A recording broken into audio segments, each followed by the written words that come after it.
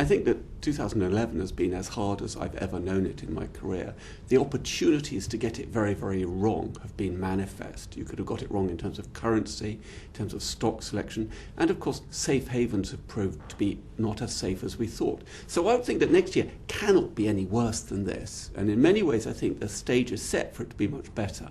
Well, of course, the simple example is whether or not the euro turns into a donut or a golf ball or dies. Now, by that I mean, do the hard currencies leave it, do the soft currencies leave it, or does it just completely deflate?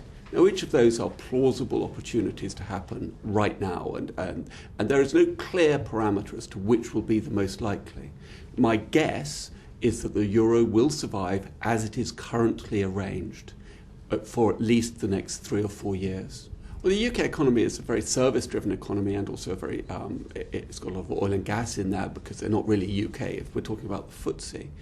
The UK, I think, will manage to survive largely because as the deflationary cuts come in, it will be okay. But I think it's going to be touch and go in terms of the actual GDP. That must be said, that there are parts of the UK economy that continue to do well, which is services. And do you have any further advice on currencies generally? Well, currencies are wonderful because they're the nub of everybody's expectations about where the world is going. We certainly think that sterling is more likely to be weak than strong against virtually everything, especially against emerging market currencies. I think that the dollar trade, where the dollar has been the recipient of the fear trade, so when everybody's been selling stuff to buy dollars, we think that will start eroding away in favour of emerging market currencies.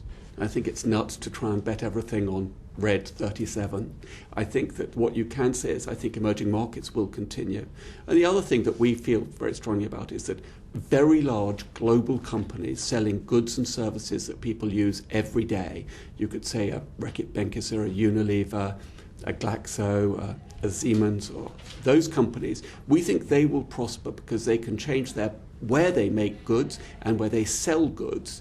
And those people are not driven by politics, they're driven by profit. And so that's really the important place for us.